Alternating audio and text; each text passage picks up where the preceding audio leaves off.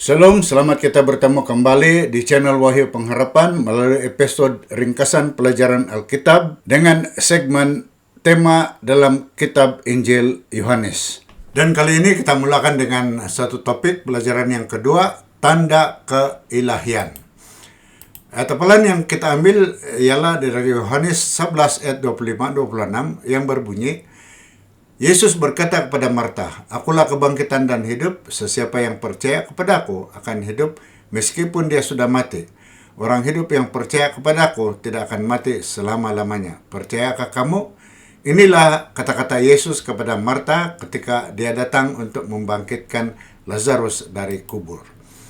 Saudara yang dikasihi Tuhan, dari permulaan Injilnya, Yohanes mau menjelaskan satu perkara, yaitu Yesus adalah Tuhan.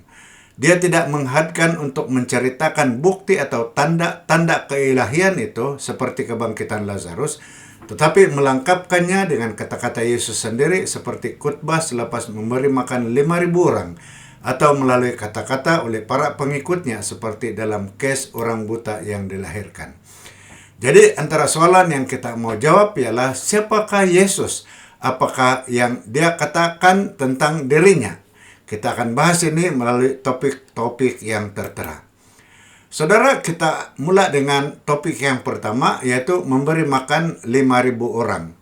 Kita baca dari Yohanes 6 ayat 14, katanya, "Apabila orang ramai melihat mukjizat yang dilakukan oleh Yesus, mereka berkata, sesungguhnya dia nabi yang diharapkan datang ke dunia ini." Saudara, Nabi Elisa menggandakan roti jelai, tetapi tiada siapa menyangka bahwa dia yaitu Yesus adalah nabi yang akan datang. Mengapakah orang ramai mengaitkan Yesus dengan nabi atau Mesias yang telah diumumkan oleh Musa selepas menggandakan roti? Mari kita lihat perbezaan atau persamaan Musa dengan Yesus. Bagi Musa, dia membawa Israel keluar dari Mesir pada Paskah. Dia pergi ke Sinai, orang Israel telah diuji, dia memberi makan mana yaitu roti malaikat, dia memerintahkan pengumpulan mana, dia memimpin 12 suku Israel, dan dia mengumumkan kedatangan seorang nabi. Manakala Yesus, Paskah sudah dekat, dia naik ke gunung, dia menguji Filipus, dia menggandakan roti, dia mengarahkan sisa makanan dikumpulkan, dan 12 bakul telah dikumpulkan, dan mereka mengenalinya sebagai nabi. Topik seterusnya yang kita bahas ialah memang dialah nabi. Yohanes 6 ayat 33 berkata, "Roti yang diberikan oleh Allah adalah dia yang turun dari surga dan yang memberikan hidup sejati kepada orang di dunia." Saudara, orang ramai melihat Yesus sebagai pemimpin yang sempurna untuk membebaskan mereka dari Rom. Dia akan memberi makan kepada tentara dan menyembuhkan luka mereka. Inilah yang mereka jangkakan.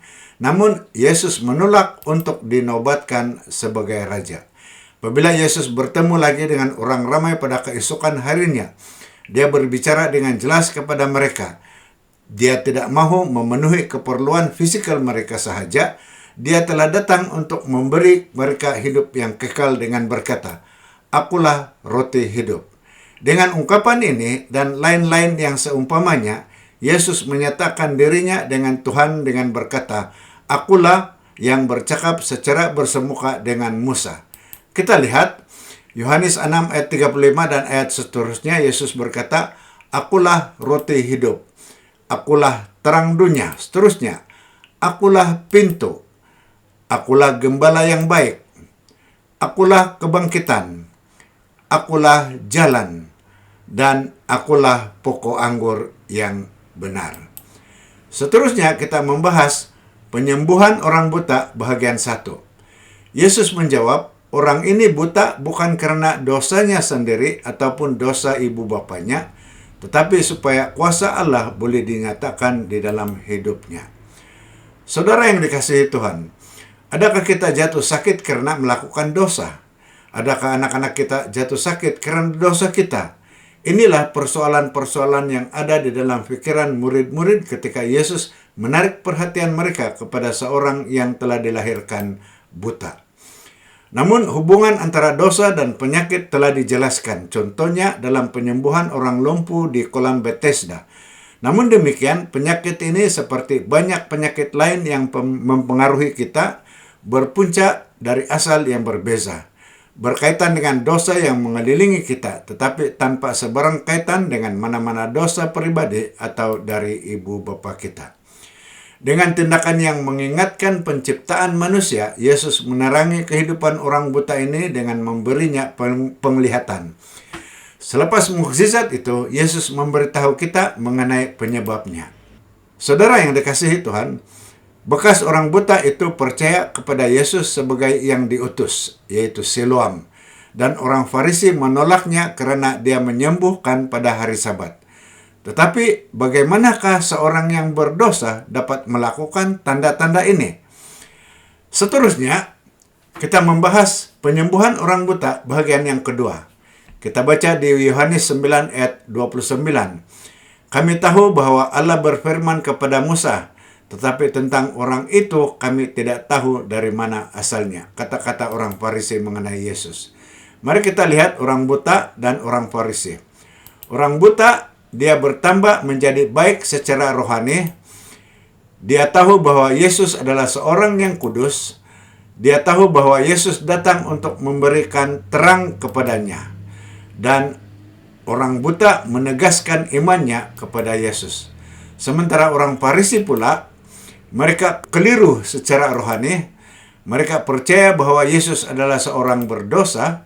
Mereka tidak tahu dari mana atau mengapa Yesus datang. Dan mereka enggan percaya dan mengusir orang berdosa. Saudara yang dikasihi Tuhan, sebelum melakukan mukjizat itu, Yesus telah mengisytiharkan, selama aku di dunia, aku adalah terang dunia. Yesus adalah terang yang menerangi setiap orang dan menuntun mereka kepada keselamatan.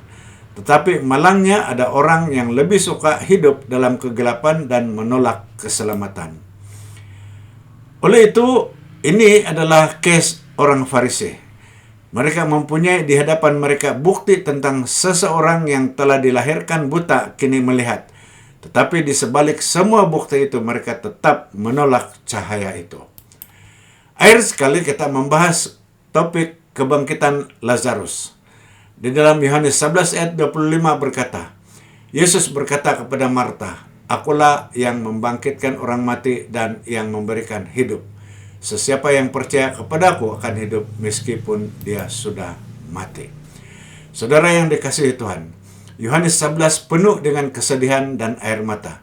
Tetapi sama seperti dalam kes lelaki yang dilahirkan buta, Tuhan akan mengubah semua kejahatan ini menjadi alasan untuk dia dimuliakan. Anak perempuan Yairus dan anak lelaki balo dari Nain itu telah dibangkitkan tidak lama selepas mereka mati. Namun Lazarus sudah mulai reput. Semua orang menyangka adalah mustahil untuk Yesus membangkitkan dia. Saudara penonton yang dikasihi Tuhan, apakah ada perbezaan di antara membangkitkan orang yang baru mati atau orang yang telah mati selama 5.000 tahun? Saudara, bagi Yesus tidak ada perbezaan. Dialah kebangkitan dan kehidupan. Semua orang akan dibangkitkan oleh kuasa suaranya. Malangnya, ada yang beranggapan bahwa adalah lebih baik Yesus mati daripada memberikan hidup. Tetapi yang lain adalah percaya dan suatu hari nanti mereka akan dibangkitkan. Dan saudara bersama-sama dengan kita untuk hidup yang kekal.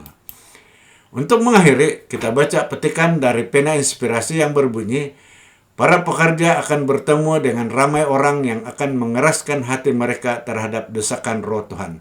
Tetapi mereka akan bertemu juga dengan ramai orang yang lapar akan roti kehidupan dan yang setelah menerima berita itu akan pergi menaburkan benih kebenaran. Sekian untuk kali ini, kita akan bertemu lagi di pelajaran yang seterusnya. Dan sekali lagi saya sorkan saudara sedang penonton untuk tekan like dan share video ini agar lebih ramai yang mendapat berkat daripadanya, serta subscribe pada channel ini dan tekan lonceng notification agar Anda tidak terlepas menonton video kami yang akan datang.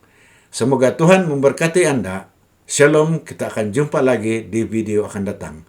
Tuhan memberkati Anda.